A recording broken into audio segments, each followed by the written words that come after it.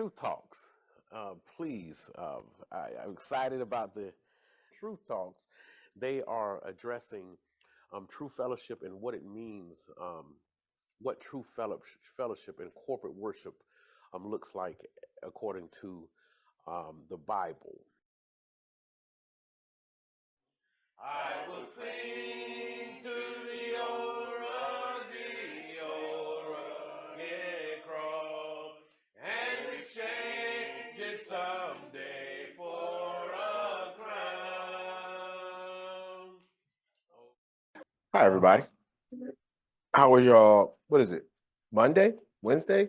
Today is Wednesday. How was y'all week so far? I try to remember the days the best way I can. They all run together for me. Isn't it wonderful? Isn't it? It is a wonderful thing. So last we left off was chapter. We talked a little bit about chapter 28 of 1 Samuel. Right. All right. Say again. We didn't. I thought we talked about 28 too. No. Okay. All right. So 27. That's what we. Well, let's go back to 26. And I like to go back because I know a little way back because the events are spiraling, and I'm not going to stay in 26 long, but we know certain things is happening. David came. So last time we left, Saul and David had an interaction where David had another drop on Saul. And at this time, he said, hey, I could have killed you, but this time I didn't kill you. But your right-hand man, Abner, he's no good. He's a dog. He should die. Now, I'll tell you about Abner because as we speed up, David is saying this about Abner right now. But as we get into the 2nd Samuel, David's going to have a different song about Abner. Anybody read that far? No, I didn't get that. Oh, man, these previews is amazing. So Saul says, hey, I won't kill you. I'm going to leave you alone this time. You're a better man than me. And for certain, I know that the kingdom of Israel is yours. And David's reply in his head was, I know for certain Saul is going to kill me. And now I must leave the land of Israel where I was raised. I was a shepherd. My mother and everybody else has been dealing with all this trauma. And I literally, because remember, all the movement that David has been making has not been outside. Anytime he went outside the kingdom of Israel, he was out there just slaughtering and killing. But now he has to go. And the place that he has to go is to Philistines. He's on a road now. And David says, it's sad that they will make me have to leave my inheritance, his people. So now we pick up on 27. Because that's the first line that David says in chapter 27. And he said, and David said in his heart, now I shall perish by the hand of Saul someday. Mm-hmm. He spoke something. Now we know that David has consulted God about everything else. David's heart is heavy. He's in a bad way, and he thinks that he's going to perish by Saul's hands. So we can see a little crack in what David should be doing, believing that he will be okay. But this instinct is telling David to move on, to go somewhere new. So David follows that instinct into the land of the Philistines. And when he gets to the land of the Philistines, you got to think, how was David received?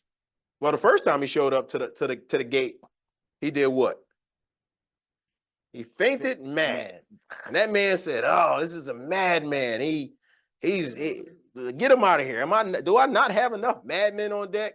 Well, this time when he come back, was he received as a madman? Mm-mm. How was he received by the king of Gath? They had to be well receptive this time, right? Yes. Something has changed with the king, the king of Gath, who was not only the king of Gath, but also the king that seen David slaughter his proudest warrior. So this king is now singing a different song. Hey, come on into the city and live with me, David. Come stay with me, David, because I know you are of God. He knew this. So he brought him in. And you'll see him mention these things later on. But he has some clue to it. And as David come in, David said, whoa, wait a minute. I don't mind staying around y'all. But can I get something of my own? And the king said, well, you know what? You have mentioned, you have spoke even wiser again. Look at David, the wise man. Of course, I'll give you a whole city. And the city that he gave him was Ziglag. And Ziglag. so David takes Ziglag, and he's having, the reason why I'm recapping 27 or actually running through 27, because 27, 28, 29, 30, 31, 31, 2, 3, they all kind of just run together. It's just, it sounds like they're different events, but they're simultaneously happening. So if it's points in the story where y'all say, hey, wait a minute, PD, can you pause for a second? I want to talk about this verse.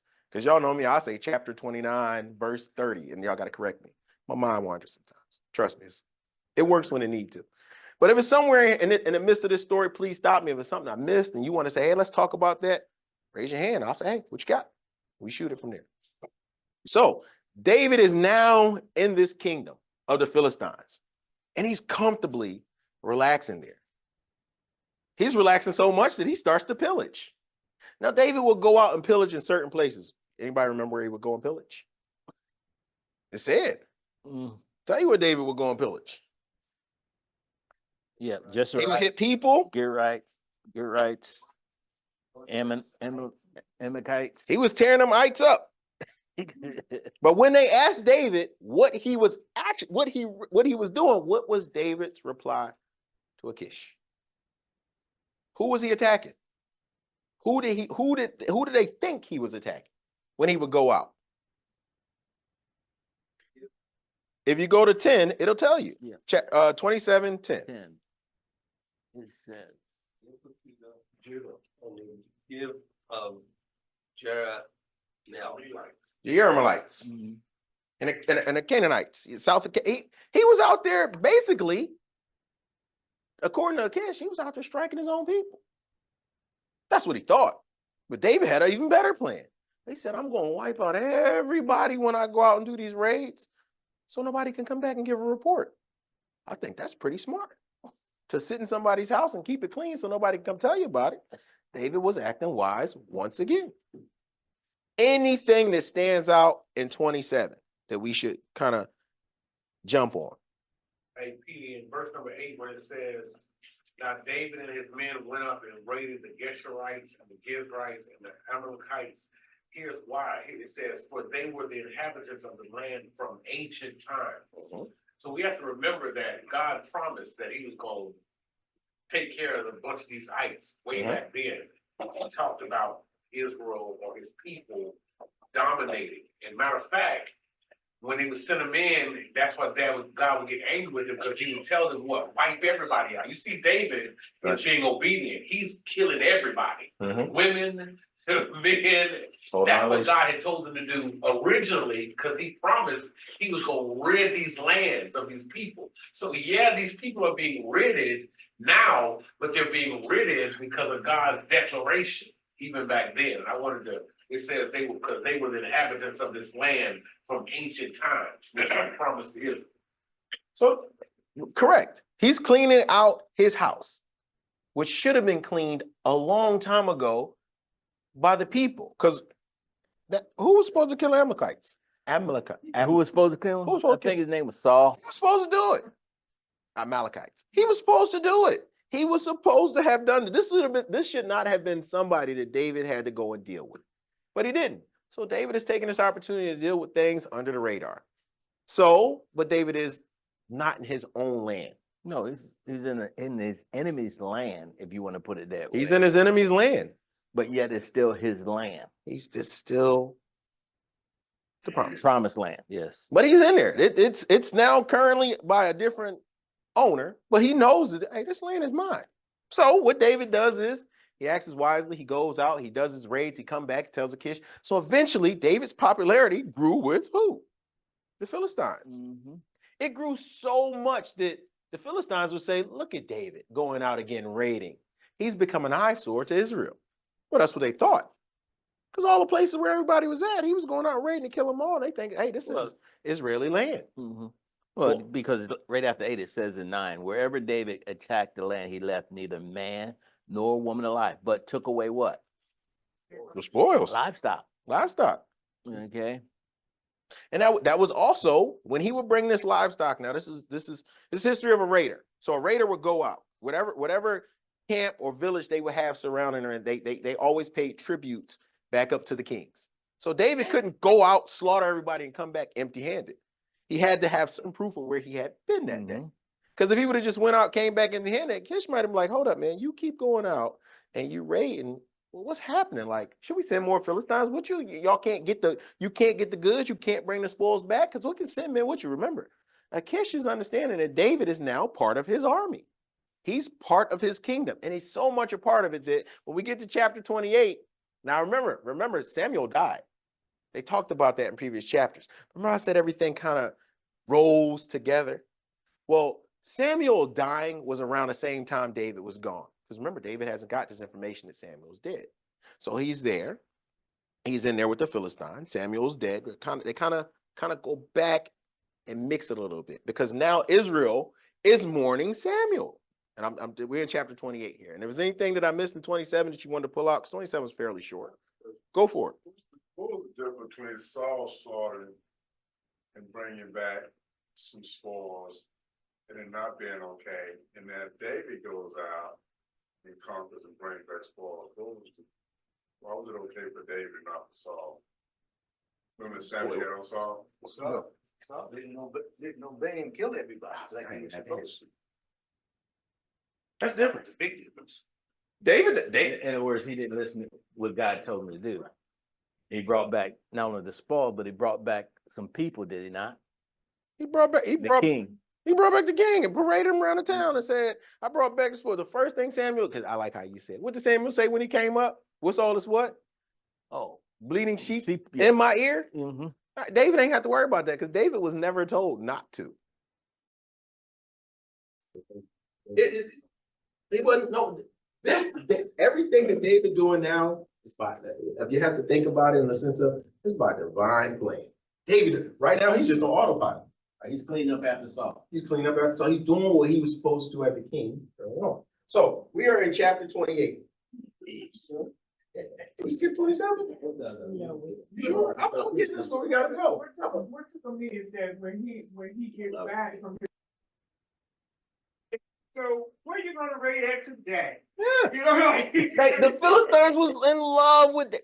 So let me paint this picture about David. Free stuff. So when I think of David, right?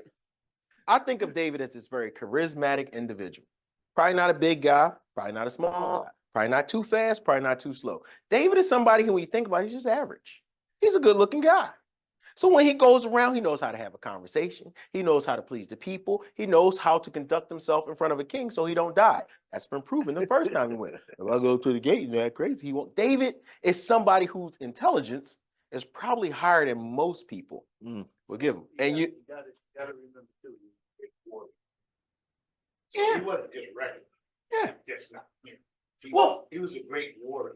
So I always think about when people say great warriors, the myths and the ethos and the stories that go out ahead of people. And I remember watching the movie Braveheart.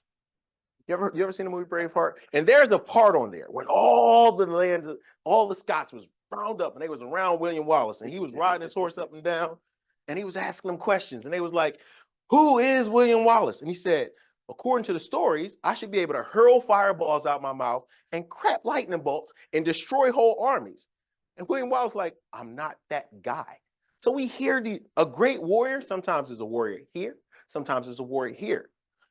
I think he was great because he encompassed everything that you would think of somebody who is a great warrior. I know when not to fight. That's a great warrior. I know when to run. That's a great warrior. I know when my numbers exceed their numbers. That's a great warrior. Remember, they said he acted wisely, which would transition to him being great on the battlefield. He knows when to pull. So I say this about David because we have to think.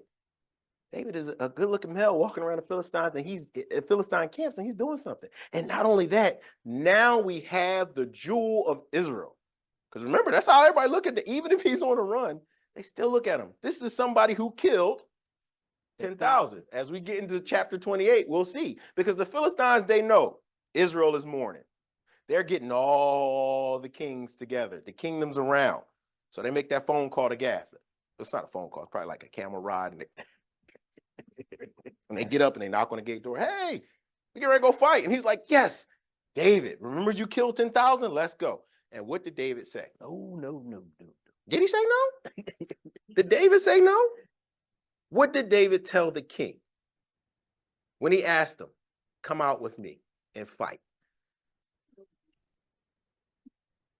Surely you know what your servant can do to protect the sovereign, the king.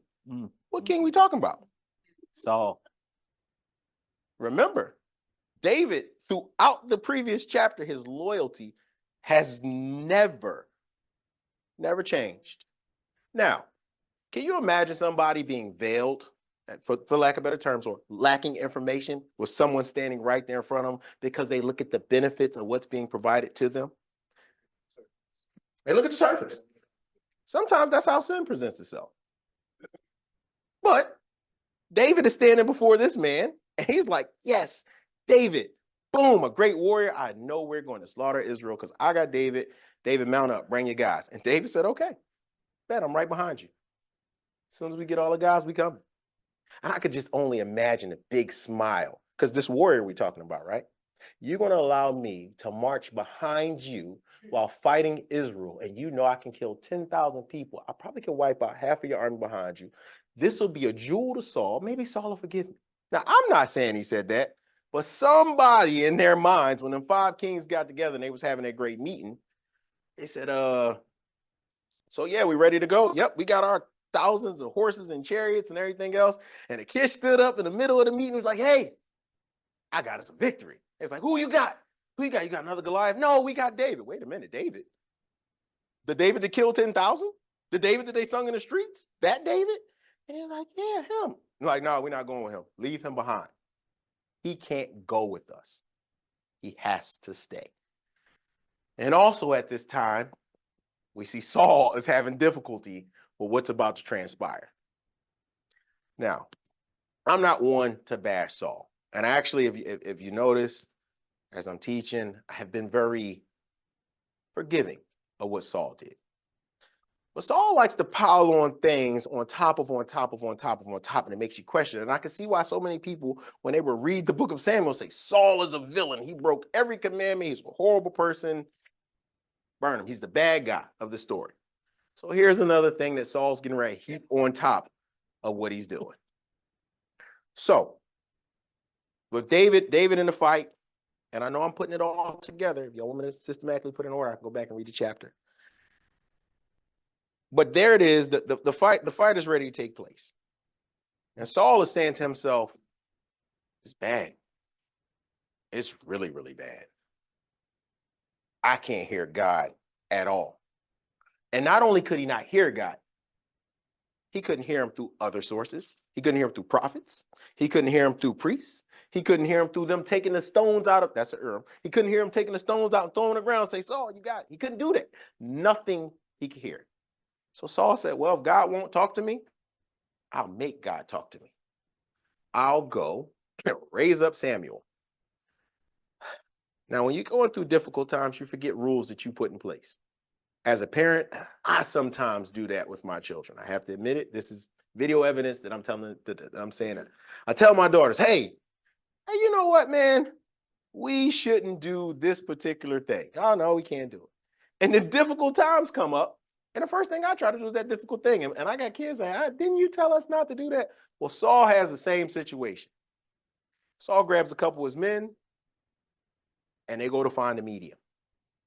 Now, a medium was the same thing as a seer, but just different. It wasn't this. They were throughout the land. They were the ones who, through divine spiritual understanding, they could do certain things that only God would allow. Remember, even the mediums in the land understand that God is in charge. They just break this rule because that's what they have been put and designed to do. We see it later on when Peter and them deal with mediums and so forth and so on. But right now, we're going to stick with Saul and his medium. And when Saul gets himself and his men together, they go by night and they find a medium. And when Saul consults this medium, he forgets that it's a decree, not just a decree by Saul, but also one of the laws. Do not consort with mediums. Deuteronomy. So, get them all out of there. But Saul didn't do a lot of things. So now he's talking to someone he shouldn't be talking to. And the first thing Saul says, hey, I need to talk to Samuel. I got a question for him. And he raises Samuel up from the dead. Now, when you hear people say this story, like, oh man, you know, these are some of the things where people will say, no, the Bible has, no, he raises people up dead. Remember, this is all of what God can do. Samuel would have never came out that grave if God wouldn't allow it. But he did for our benefit. So we can know what Samuel has to say about the afterlife and their current time. Now, when Samuel is raised up, the first thing he says is, hey, who woke me up? And he identifies Saul. Hey, it's you, Saul. What you doing waking me up? And the medium immediately gets frightened. How are you going to do this to me? And you made the decree in the land. Are you trying to kill me? Like, you want me to die? Why'd you make me do it? But the conversation continued between Samuel. And Saul did not get what he expected from Samuel. Some of the things that Saul found out was death is resting with his fathers, because that's where Samuel said he was. So we know that, as we know, as all believers in here, in death we are resurrected to Christ. But we know that Samuel is now patiently waiting with his fathers. That's show. That's the, as they say, sometimes it translate Greek Tarsus, but this is the waiting place for all the souls until Christ comes. So it was a lot of waiting. I mean, if you say, hey, can you prove that the dead rise? I said it in Matthew's, I believe, when he get down there and the veil broke, and they said they seen dead people walking throughout the town. That was it. Now, but Saul and Samuel was having this conversation, and Samuel said, hey, why'd you bring me back up? I was with my fathers. And he said, I need answers about this war. I'm going to go out. Can you talk to God for me? And Samuel said, no, I ain't talking to him. But I will tell you something that has been given to me. You and all of yours are going to die. And remember when I told you that Israel was going to be torn from you a long time ago? Today is the day. And not only that, you will rest. You and yours will rest with me. Now, that tells us a little bit more about what the current state of those that were in that time. In death, everybody was grouped together. Am I missing anything? I mean, if anybody thinks anything different, please interject. Did he mean something else besides you will be me, meaning you'll be dead? It could have been, but he said, you will be with me. All right? Find it. Huh? Say, where's that at? I'm trying to find it. That's a 19. It's 15. 19. Okay. Well, I'm going to start at chapter 28, 15, and I'll read it. Okay. And Samuel said to Saul, why have you disturbed me by bringing me up? And Saul answered, I am deeply distressed, for the Philistines are fighting against me, and God has turned aside from me and does not answer me anymore, neither by prophet or by dream. So I've called you, like literally. That's the next thing. So I called you to reveal to me, what should I do? And Samuel said, and why do you ask me, seeing God has turned aside from you? Meaning asking me, I don't have that answer if God didn't give it to you. Has turned aside from you and has become your enemy. So Saul is no longer fighting just the Philistine. No. Saul has now went into a principle is going against God. That's a bad place to be. I mean, he should have just walked away and gave up the kingdom. That would have been easier. Because before that, he was just disobedient. If Saul would have said, you know what, I was disobedient. God, tell me what to do from here on out until the new king come. I think Saul would have had a peaceful life. But this is, once again, this is hypothetically speaking. But Saul just kept being disobedient. He didn't have the opportunity, because we with the whole story, we know that God had to moved on. What you got, Amar? The sin, and here's another one. A lot of times people don't understand the depth and the gravity of sin. Minus the Spirit of God, they can't.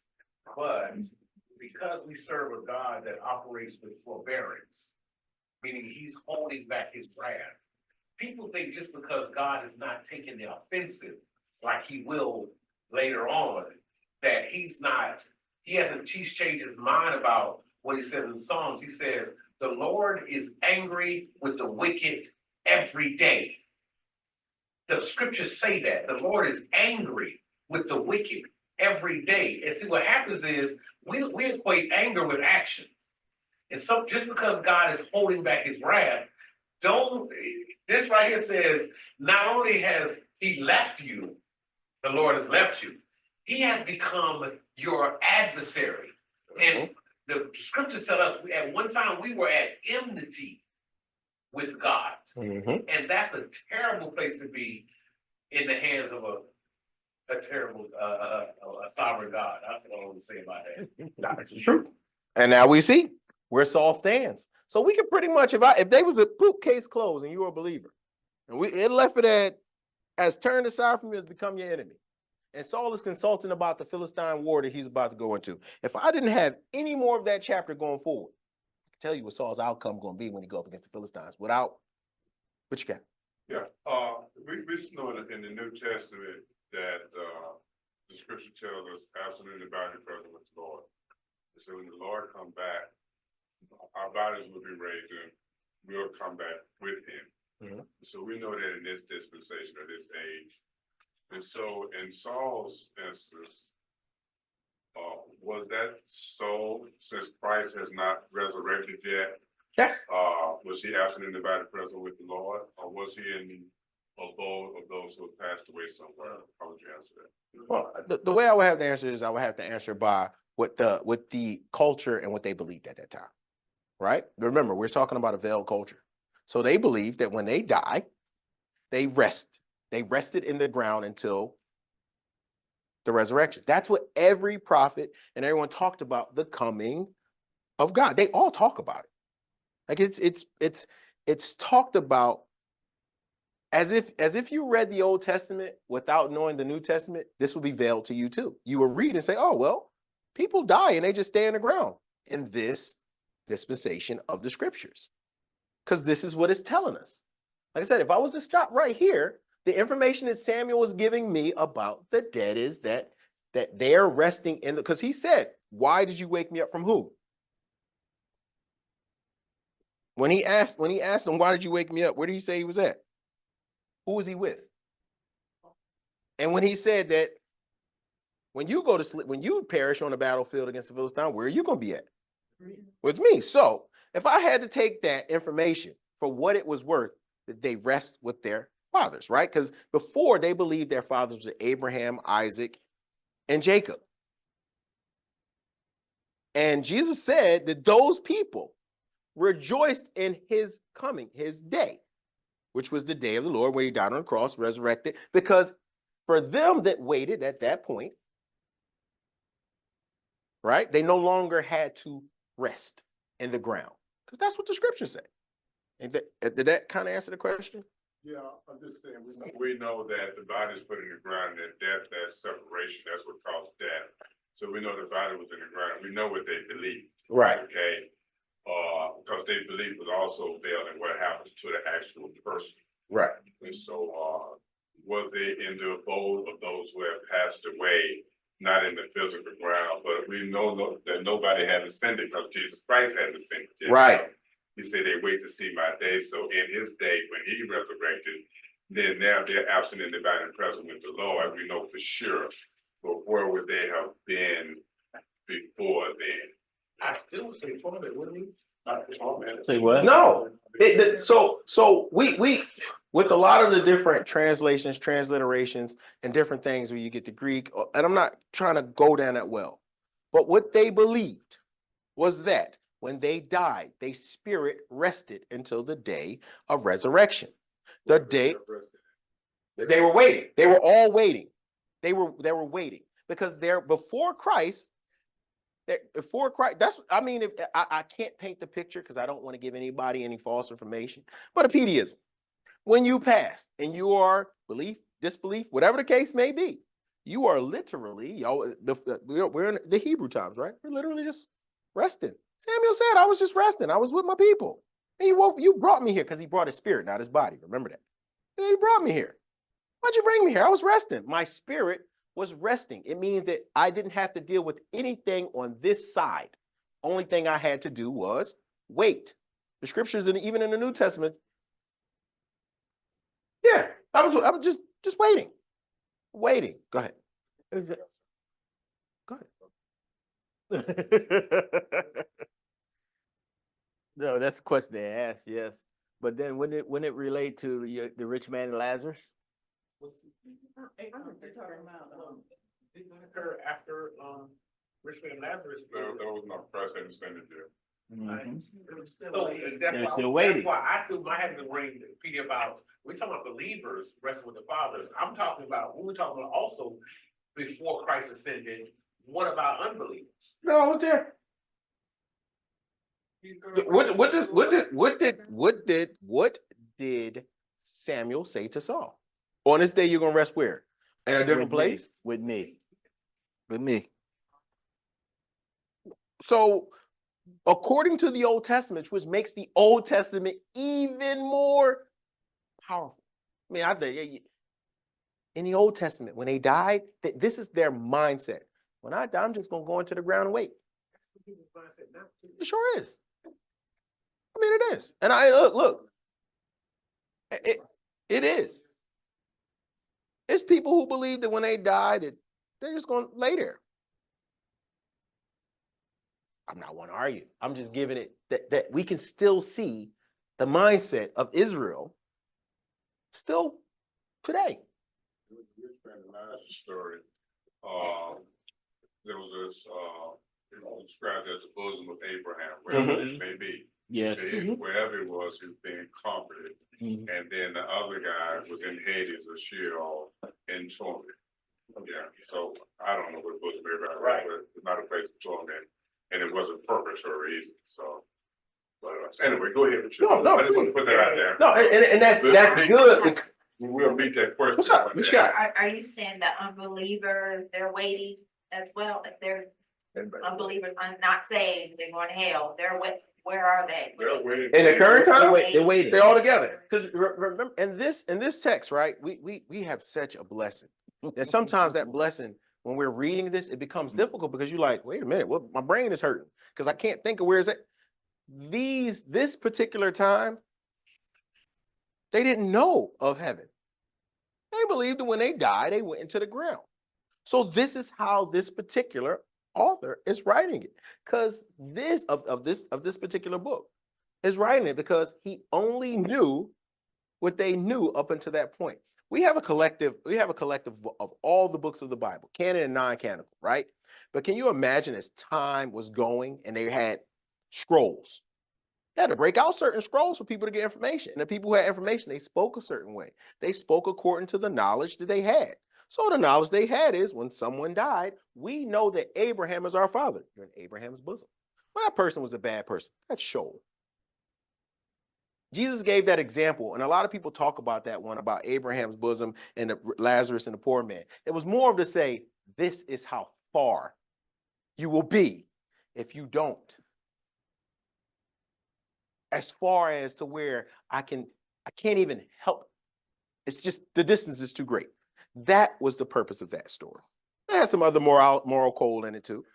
Also, one who has faith in the Lord would not be in torment, they would be comforted. So death is not their final, and it's not a destructive place for them. But for the ones who are not believers, they definitely be troubled, as always. You know, I wrote my mom, she used to always say, oh, death, where are your sting? When she would talk about certain things from the scripture. And it always, I guess that's why I sit so well with death. Because I ain't afraid. I ain't scared. Who doesn't have a thought of losing their own life? Occasionally. It happens. You live long enough, you will. But I can only imagine walking around in Jerusalem or wherever back in the day and not having any true knowledge of what happens afterward. We've got comfort here knowing what our life is afterward, where they walked around and they thought that when I die, I go into the ground. If I'm a good person or a bad person, I go into the ground. And I'm gonna tell you, I didn't ask that question to get you off. I'm gonna tell you, we will be met with that one day because Paul, that's one of the reasons why he made the comment in the New Testament, absent and abiding present with the Lord, because they didn't have that information. So he mentions it in the New Testament, absent and abiding present with the Lord. And notice this is after Christ has resurrected. Okay, they, they was veiled in this information, and may not have been so before the resurrection of Christ. Okay. All right, go ahead. So remember, the last in 16 it says, Samuel said, "And why do you ask me, seeing God has turned aside from you and has become your enemy? And God has done for himself as he spoke by me." So nothing's going to change because you woke me up. "For God has torn a reign out of your hand and given it to your neighbor, to David." I think it's the first time Saul actually said who's going to have it. To David. Well, Samuel. Saul confirmed it. Saul said it. Samuel confirmed it. All right. And it says further, because it wasn't done. He said, "Because you did not obey the voice of God, nor exit." Now, this is when God says, "I'm going to repay you." when you come to double down on something, I got something for you.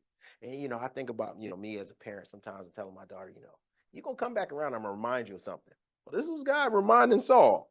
He said, "Because you did not obey the voice of God, nor execute his burning wrath on the Amalekite, Amalek. You good. Therefore, God has done this matter to you today." Like this today. Like it's done. It's a done deal. The books is over. It says, further, God has also given Israel into the hands of your enemies. So not only are you going to die, you're going to die and know that the land, the kingdom is going to end. Now I say I would say this, Samuel, that was rough. You could just say, "Man, you're going to die. You're going to lose in the battle. You'll be with me. I'm going back to sleep. I'll see you soon." No, he had to let them know, because he had to bring remembrance to what God had said. This is why you are here now. Not because I wanted you to be, because you're here because of your own actions. All right. "And tomorrow, you and your sons," like he didn't just say you and your sons are with me. God also gives the army of Israel into the hand of Philistines. Now, after Saul hearing that, he was defeated. Can you imagine somebody telling you right there, that your death is going to happen? It's not a question, huh? Today. Like, it's going to happen. What's scared before? If you wasn't afraid, and it says Saul fell down and is just he was empty. I mean, only thing that was missing was, he was already dead. Like, do we understand that Saul's been dead for a long time? This ain't the first time Saul couldn't talk to God. He was already having trouble with it. He was having trouble with it when he had to bring David in, and the evil spirit would come in and would make him, anxious or worried about whatever the evil spirit did. He had stopped talking to God a long time. He just kept piddly-paddling along because he never turned back to where he should have been. He was continuously trying to propel his own mission. So Saul's been dead for a long time. It's just now, whatever he had in him is gone. He lay flat on the ground. "Oh man, that medium, hey man, I know you called you up, man, but you can't lay here." Now, a lot of it might have been like, "Oh man, Saul, he can't lay here because he's the king." She probably was like, "No, you can't lay here because the order in the town was to kill all mediums. You laying here, they're going to come look for the king, especially in a time of war. I don't want them to do is find you on my step. So please eat this bread, get your energy, get all your stuff, get your men, and get out of here." She didn't say it the way I said it, but the way she said it goes. That's what she said. The way she says, "And immediately Saul fell on the ground, his complete length, and greatly feared because of the word Samuel. And there was no strength in him. And he had no food all day or night. And the woman came to Saul and saw that he had been greatly disturbed, and said to him, 'See, your female servant has obeyed your voice. Don't kill me. And I have put my life in your hands and have listened to the words you spoke to me. And now please listen to the voice of your female servant. And let me set a piece of bread before you and eat, so that you have strength to go on your way.'" Get up out of here. But he refused. "I'm not going to eat." But then his servants came and say, "You should eat, Saul." And she slaughtered the calf, fattened it up, got everything she needed, got him fed, and got out of there. And they ate and rose and went away that night. Now, this is where I was telling you about the Philistine armies, and they're gathering all their stuff. And they're getting themselves together. And they're battle array, and they're ready to go out and fight. And those other Philistine kings came from all the other kingdoms, and they said, hey, wait a minute. This the David you're talking about, right? The same David that was slaughtering everybody else? Nope, send him back. So David is now like, hey, why are you sending me back? I want to fight. Like, I'm out here. I'll do anything for the king. Paraphrasing. But Achish said, I know. Now I have to read. 29. Because it's a beautiful thing to be in the midst of your enemies, and your enemies have to acknowledge what they should have been acknowledged. So I say, let's go. I'm gonna read a couple texts. Let's go to 4. 29:4. But the prince of the Philistines were wroth with him. The prince of the Philistines said to him, they're talking to the other prince, send the man back. Let him return to the place which you have appointed him, and do not let him go to battle with us, lest in the battle he becomes our adversary.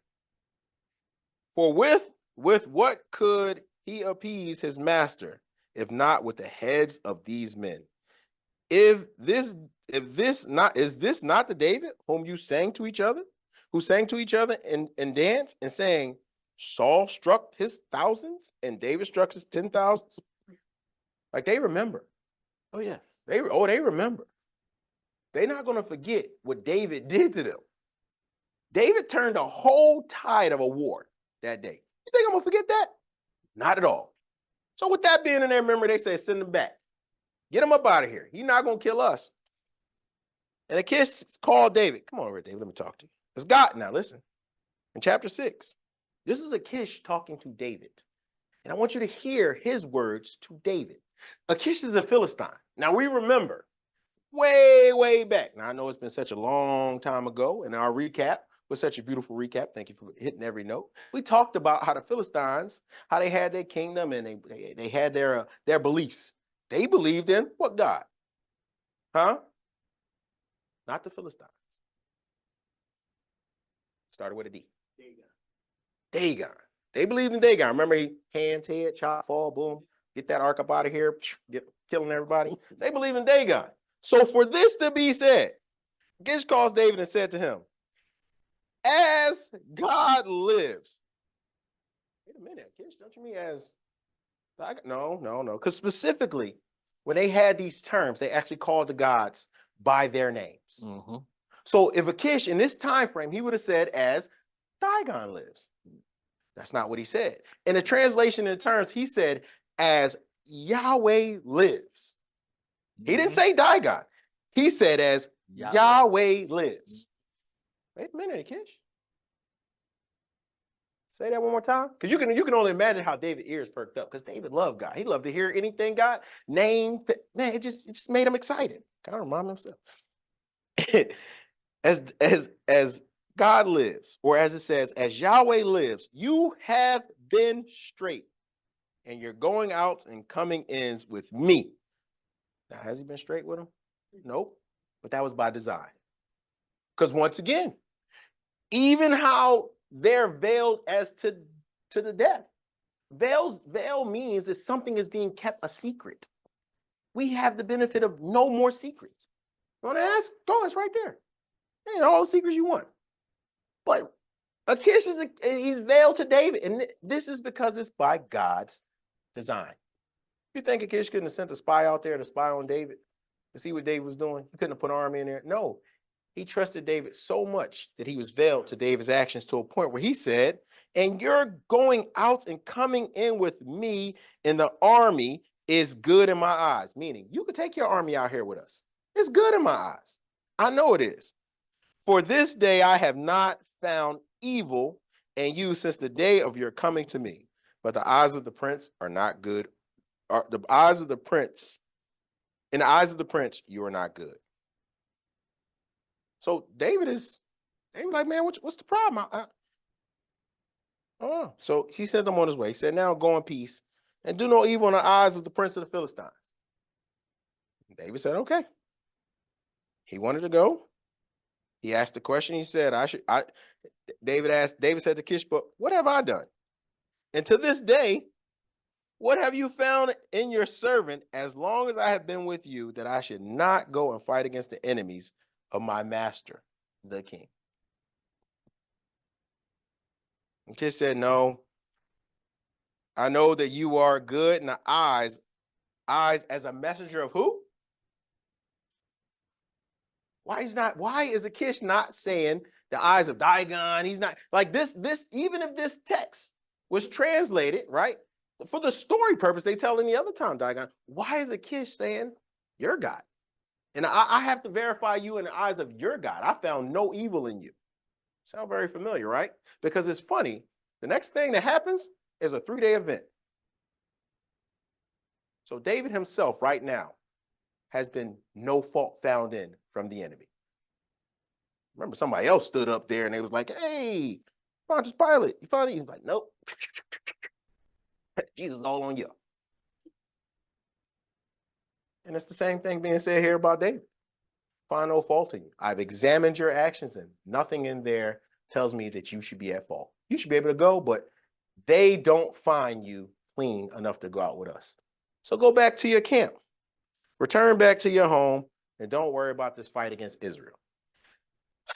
It's also like the same way when they really acknowledge God and who Jesus was, just like Akish did, but it wasn't enough to where it would cause them to repent. Oh, no. We just speaking on an house. Great. Yeah. Oh, this is by no means saying that Akish is repentant, that he's coming over, he's absolving. I'm gonna walk away from my Philistine life, and no. But what he did is he acknowledged the power. and that's what most people do. Most sinners do that. They will acknowledge. I've had so many people tell me so many things from the Bible in a conversation. I'm like, wow, that's amazing. That's awesome. You know all that stuff? And they turn right back around and say, I'm atheist. And you know what I said? That's crazy. I said, because I don't know nothing about wiffle ball. And they're like, why you say that? I said, because if I didn't believe in something, or if I didn't agree, or whatever the case may be, I'm darn sure not going to go and say, you the wiffle ball master. Let's talk about Chet Bennington of wiffle ball state championship. And I'm not going to do all that. I don't have that information for you. If you came to me talking about wiffle ball, and I'm just using this as an example, I'm not going to know anything about it. But yet, just like Akish, we have so many that will come and confess the things of the Lord and then turn right back around and say, but I don't want to go to church, I ain't saved, and I don't care. But you know so much. Don't worry about it. That's the pride of human nature. They still want you to know in their flesh. The person not submitted to God, they want you to know. Paul said it this way: knowledge puffs up. Right? So people want to show you that they know things, even if they don't submit to the Lord. They still talk to you about the Lord just from the standpoint of arguing with you too. You know what I'm saying? Just to maybe even deceive you, because I want to show you in my flesh that I know more than you. It's the nature. It is. Yeah, but in Akish, what I was saying about Akish is he's acknowledging David's God is the God of all gods, but he's not repenting. So he knows that David's God is the deity. He's God of gods, Lord of lords. He's acknowledging that, but he's still going to hold on to that God. So when in the old text, when it was written, and I know a lot of stuff gets lost in transliterations, translations, so forth. But when they referred even the other kingdoms, like if you go read manuscript and text, when they talk about God, gods, God, specific, whether they break it down, when it came to other people, they were not going to lowercase g their God, if that makes sense, right? So in a conversation, but like they were devout. They were devoted. It was no, I'm going to give your God any credit for anything. They weren't. So for Akish to do this, a king to acknowledge David, that's to acknowledge David's God. That's something. Even if what you got? Well, back when he fought Goliath, he Mhm. said, see if your God is better than my God. And David won. So I guess my God is better than your God. And he That ain't been forgotten. and he's from Gath, and that was their champion. That's it. So it hasn't been forgotten.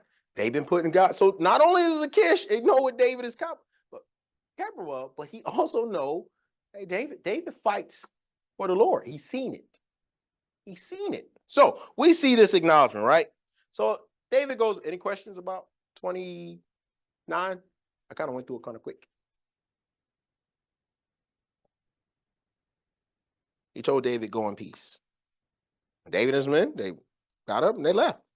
David is really obedient, man. He never really argues with anything. He's a real, like I say, if I had to think, I play a lot of video games, create a character. Sorry if I'm, but sometimes you put your attributes in here. And like sometimes you want your guy to be really strong, so you put all your strength in there. And you only got about 10 points. So you'll look and you'll be like, man, I put all my points into strength. That would be a Goliath. No brains, just strength out there, just losing his mind. See a guy run up with millstones. I'm like, yeah, that guy came. My first thing he said is he rolling on God. Next thing he got 5 rocks and I got a sword. I should already know this is problematic for me. You know, if I see somebody running at me and I got a gun and they full speed and somehow they bobbing and weaving my bullets and they bust me in my head with a rock, I think I'm gonna change my perspective too. But that's just me. But when you allow your attribute points to be put around, I think David, when he allowed his attribute points, it was 5 category, each one of them had 2. Because he's smart, he's wise, he's obedient, he's all the things just enough. He's just enough. So David being obedient to Achish, he said, all right, I'll go back. And when he went back, he found something. Am I ahead of everybody? Too far? All right, so what did he find? Had been burned to the ground, and all the people have been taken captive. The wives and kids. They snatched up all the wives and the kids. And David was like, wait a minute. So while I was gone, now, let me bring everything else in perspective here. While this is happening to David, Samuel's dead. Create a mental triangle. Samuel's death, Israel's mourning. Saul is in between that aspect of it. He's trying to figure out how to save Israel. David, on the other hand, is over here in the Philistines' lands, and his what he has set up has gotten raided. Samuel, he hasn't heard anything about any of this yet. David is busy. David is a busy man. He doesn't know all of these things are transpiring. That's why it's so shocking when he finds out some of the things that come to this getting ready to come to pass. What you got? Stretch out, but God was not going to allow David to save Saul. He's not going to allow, because if David would have went to that battle, all right. So let's put some hypotheticals, and I love that, because if David would have went to the battle, let's back up. Let's say that if David never left the kingdom, and he stayed loyal to Saul, and his loyalty with Saul was to go into a battle with Israel. Now we know that we were hope and pray that David would have been the only one that came out of this saved, but it probably would have had blood on his hands. He probably would have had some other issues he had to deal with. So God removed David. He put him somewhere where he knew that the Philistines were getting ready to take out Israel. Not as a people, but as a kingdom. So it's a difference. It's a kingdom. He knew that. So God put David where David could be beneficial, building up the kingdom of Israel over here, gathering people who felt lost, beat up, abused. Come on over here. You running from Saul? Come on over here. You running from that kingdom? Come on over here. I got all y'all. Whatever y'all got, just follow me. But where we going, David? We don't know. We're going to post up here in the wilderness and do this. All right, but by doing that, I got a new wife. Come on, let's go over here. David is collecting. So once again, I like a lot of different things in the world. And it's this cartoon I watch, and I'm going to make it really brief. That's what happens when you experience everything. You just look at God in every aspect of what you watch. So it's this thing on there, right? And all these other monsters, they got these things inside them and they pull them out, and that's how they get their strength, right? But then it's this one guy. He's a bad guy. He's with this ninja group, and they call him a tailless beast, which means all the power that they have in them, he got, without having any of the power. So it's sometimes like that. All right. So now David is in there, and he's going through all these difficulties. Get back in his town, and they kidnap the people. They take him hostage. And who was the people that took them? Mal. So guess what is getting ready to happen right now? What should have happened was all. Wipe them out. Wipe them out. So David, and I'm gonna start at 130, 31. Ooh, that would have been weird to go all the way back there. And David, and it came to be when David and his men came to Ziklag. Ooh, trying to translate here, there. It says, on the third day that the Amalekites had invaded the south in Ziklag and struck Ziklag and burnt it with fire, and they took captive the women and those who were there. So it wasn't just women and children. Women and those who were there, from small to great. They did not kill anyone, but they led them away and went their ways. And David and his men came to the city and saw it burn with fire, and their wives and their sons and their daughters had been taken captive. And David and the people were with him, lifted up their voice and wept until they had no more power. I'll make a little brief stop right there. Because right now, their current state, current mind is, we're defeated. We got kicked out of the war. We came back. Our people are gone. This is bad. But then David does something. David and the people lifted up and so they had no more power. And David's two wives. Somebody help me with this. Anna. Yeah. David's wife one, the Israelite, and David and his wife, his second wife, Abigail, had been taken captive. So his wives are gone. And David was greatly distressed, for the people spoke of stoning him. They was going to stone David because the being of all the people were grieved, each for his son and his daughter. But David strengthened himself in God. So I have to read my translation because it's kind of messing me up when I try to read it. David strengthened himself in Yahweh, his God. Lord, his Right, God. right. So when David did that, it was like, okay, all right, we got to go get him back. Time is passing. We were out there at the war, at the battlefield. Time is passing. It's time to go. It's time to go. Well, during all this time, David's raiding and David's doing this. His numbers were between 400 to 600, and there were 400 hardcore warriors that he had that were very loyal to him. Mm-hmm. Okay, and so when they see this is done, like I said, they did get disheartened. Okay, but as David strengthened, and David will again corral them back and move forward. Yeah, he literally says, "What's going on? I can't allow this to be our moment. I have to find that strength of God so we can move and go get our people back." That's exactly what David did. And on the road, on his way back, he met a young man, and the young man said, "Hey, they left me behind." He said, "Well, tell me where they go." He said, "I'll tell you, but you got to promise me. You ain't going to turn me over to them, and you're not going to kill me." And David made that promise. He said, "I won't." He said, "I won't." And they got there. And when they got there, David killed everybody. Took out the whole town. Got his people back. And when he got back, now we see that David got his people back. They're in the kingdom. They back home, but we getting ready to get some more news because the battle is taking place now, right? The army of the Philistines is encamped, and I'm anything from 30. Wait, got a little ahead because I lied. So, in the process of when David was going where he was going, some of his men got tired. And I'll be remiss to not point out. In the process, some of his men got tired. 200, almost half, right? And went 204. So 400 went on. And those 200, they were just exhausted. They couldn't do it. They had to stay behind. And David said, "All right, y'all stay here. Watch the bag. We're going to go. We're going to go. We're going to raid, and we're going to come back." And when he came back, I want to take note as what he said, not to the men who stayed behind, but to the men who went with him.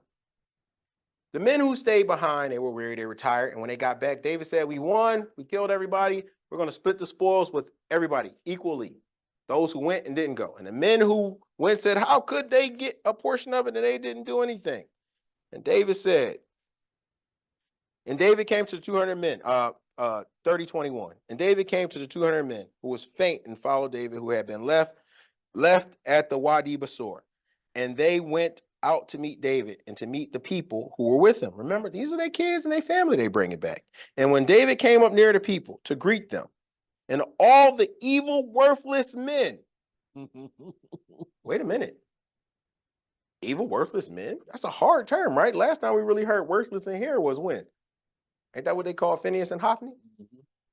So all the worthless men who went with David answered and said, because they did not go with us, we do not give them any of the spoils that we have rescued, except for every man, wife, and children. Let them take them and go. In other words, you can, what your wife and kids you can have, but anything extra, y'all don't get none of it.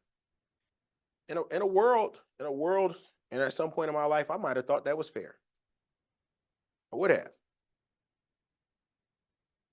But it also makes me think, like, I didn't do anything. I didn't go down there in a battle.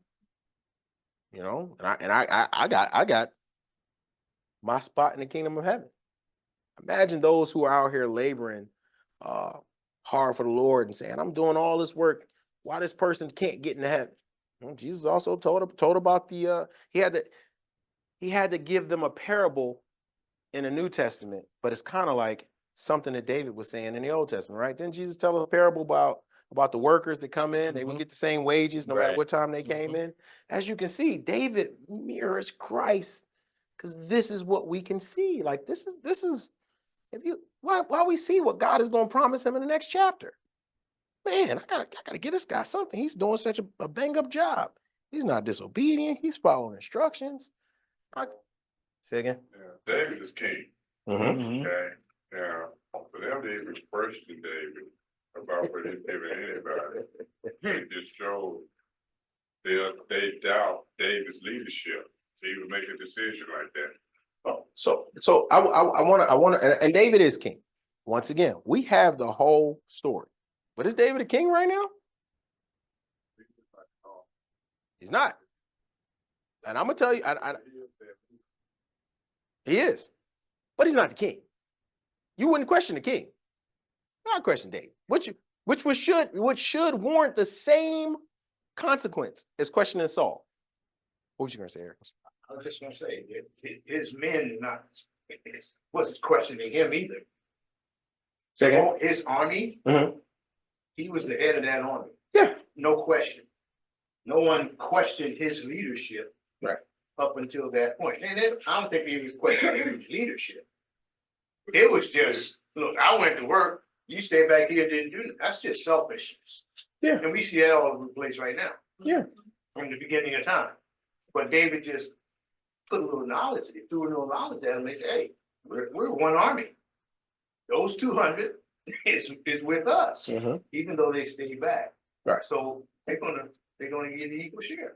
And when I say they question David, and you brought it up, the only thing I want to say is we haven't got to him being a king yet. We have him ruling. If I had to say, a governor of a town. You have to also remember that the words he used here, it said, then all the wicked and worthless men. Okay. He didn't say the whole what, but there were some that were there, some wicked, some worthless that were there. Now I go back to the same. He had a solid 400 was always loyal to. The other ones he picked up along the way, okay, which might have been part of that wicked and worthless. It could have been. Yes. I always take it exactly what David is saying to them people. Yeah. I don't know the group of people, but I know what David is saying. He's saying, hey, they stayed up here with the gear. We were down and doing the work. We could have easily switched roles. They were just tired. Why would you take tired men in a battle? It wouldn't have made sense. No, it wouldn't. Once again, David acts wisely because he knows what he has to do. But the people around him still have questions because David is still young. Because when does David come to become the king of Israel? How old is he? Anybody read that far yet? All right, we'll keep it. We can write that question down for when we get there, because it's gonna be soon. And the reason why I say that is because the way we look at David right now, David's not even 30 yet. So of course, if I stood here as 28-year-old Otha Walker III, and I was saying everything I was saying in one way, shape, form, or fashion, I guarantee somebody will have a question for me. especially if it's human nature. So David has to remind them of their human nature. All right, so David tells them, he says, but they did not go with us. We do not give the army. They could take what their kids. But David said, my brothers, even as the author called them evil and worthless because of their actions, David still called them brother. My brothers, do not do so with what God has given us. Wow. Because it's being brought back in perspective. If the 200 stayed up there and the 400 went down there, if we won, God gave it to us. Because the 200 could have went down there and won, and God would have gave it to them. So either way, you skin this cat. We're all in this together. So why? Before they went to battle, God asked them to bring the ephod out to put on. And that's what a Urim and Thummim is. What they cast to make the decision that God had told them to do. So when I say David king and David's their leader, they have lost sight that the Lord is talking to David. And see, so the decision that David makes, is as the Lord is making it. And I will say this: men may lose their direction, but the one that's in charge of us, he never loses his direction. We see that David has been obedient. It's the current state of David, obedience. So David knew who gave them the spoils. David knew who won. He says, my brother, do not do so what God has given us. Who has protected us and given us into our hand, the band that came against us? And who will listen to you in this matter? For as his portion is who goes out to battle, so is his portion who remain with the bag, and they share alike. And this is the thing, that when David spoke, he put it in decree. So we do know that David is still a leader. He's working things up. But now we see that David has to leave. All right. And it says, David, it's time to go. David asks God where I'm going. And David tells him to go to Hebron. We know what Hebron is, right? Anybody remember from way back? So David is going back to a place where it kind of all started. All right. Now here's where things get a little different. So Philistines are fighting, and we can wrap this up here, and the next week we'll pick up into 1 Samuel, and that's gonna go pretty quick. You mean 2 Samuel? 2 Samuel, man. See, so I'm God got good Don't worry people helping about me. So the fighting is taking place, and Saul, his armor bearer, everybody out there, they getting whooped on by the Philistines. Israel is taking this loss. We probably will go into chapter 1 and maybe 2 because they kind of go together. But Israel's taking its lumps. They're getting beat down. The men are falling. People are dying. And Saul finally says, you know what? I got a way out of this. I'll just kill myself. Not to win. I can't lose. I'll fall on my own sword, run myself through, because I'm not letting these Philistines kill me.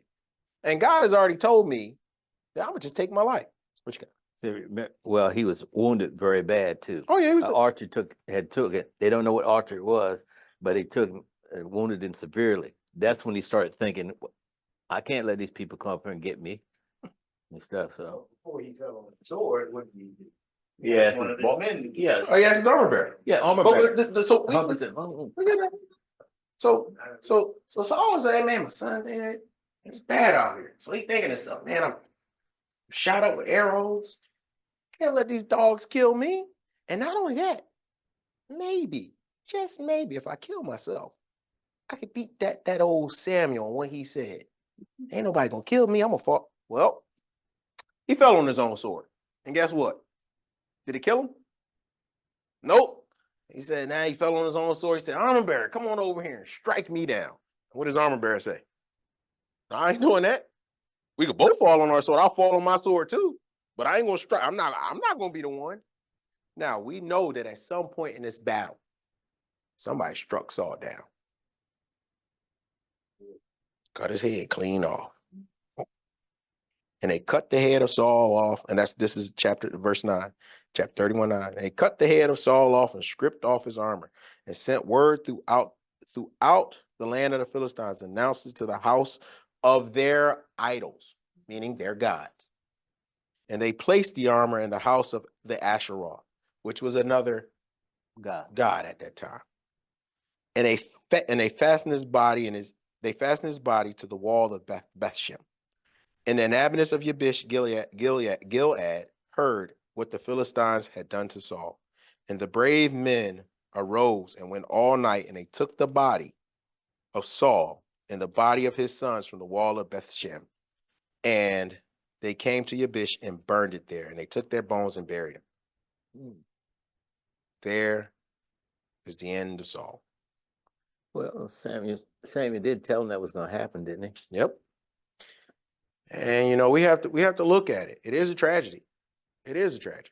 Because Saul, every time I think about Saul, I think about, you know, friends and family that continuously, go into disobedience. Let me think about myself. So I can't give Saul a hard time. But I just thank God there's a David out there. It makes a difference. So we can pick any questions, because I know I went through them last 3 chapters light and fast. And when we pick back up, we're going to start seeing the final transition of the kingdom. Saul is gone. We're going to start to see what David can do as a king. We're going to start to see David make his mistakes. We're going to start to see David's sons and daughters and his men make some mistakes. We're going to see some things. But I will say, we are going to see a promise to make all those mistakes okay. Questions? No, just comment that David did not ever touch or harm Saul at all. Not one time. In other words, he said, this is God's man, so he never touched. And I believe, even like we talked about, how David was protected. And if David would have went out with Israel, David would have, because where would David have been on that battlefield if he would have stayed right beside Saul? Oh, no, probably. If I had to make dollars to donuts and say that David would have been right by Saul. Now, this is, once again, he called Abner worthless. And here's why Abner is worthless. Because what did David tell Abner? How you going to let somebody get that close to your king? If it was me, nobody will be able to get close to the sovereign, because I had an opportunity. The only thing I did was took his spear, took his jug, and at one point I cut off his thing. That lets you know that I can get close to the king to protect him or to kill him, and I didn't do either. You, though, has been picked as his protector, and you failed. You failed miserably. So once again, we see Abner failed again. Oh, he was back. And we know that failure is God's hand. Yes. I'm taking it as if I had I'm just going off, if I was in Israel right now and the story. Those men with David didn't know that God put the deep on them. So No, they didn't. They said, They kill were him. deep. And what I'm saying is, David might not. I don't know. All I do know is this: Abner wasn't there on the battlefield. Abner didn't die. Saul and his sons died. But if David, the way he spoke of Saul, the way he protected Saul, if David would have stayed with Saul, there would not have been no David. Saul would have tried to kill him. Well, I mean, what I'm saying is this: sometimes even your enemies pushing you away from a particular field or something you're doing in your life, sometimes that pursuit may feel like an enemy chasing you, but it could just be God putting you where you need to be. The other thing about that, like you said, what if David was beside Saul? When the Philistine was, went to take the, well, David knew, well, maybe David didn't know at that particular time, but God said he was going to hand the Israelites over into Philistine's hand. So if David was there with Saul, he probably would have been killed. He was an Even though Israelite. David was a fierce warrior and he allowed you to kill 10,000 to Saul's 1,000 or whatever, that's not the way God planned it. That wasn't the plan in the beginning. And Saul never stopped trying to kill David. And that's what I'm saying. Saul never stopped trying to kill David. because of that pursuit, it led David into a place where he was safe. Even when all of Israel would have been destroyed. David was a warrior. You said it yourself. Even if all Israel, David would have fought on that battlefield. And who died on that battlefield? Warriors. So David would have died. We see, I'm gonna use a Marian line. We see the sovereignty of God, right? We see it. We see him moving pieces on the board. But since we got the whole story and we know it, and we just kind of in our mental minds want to jump ahead. But if you stop right there, it's so beautiful to see that even there, that is a miracle. What happened to David is a miracle. It just don't look like it. Questions? Providence of God. That's it.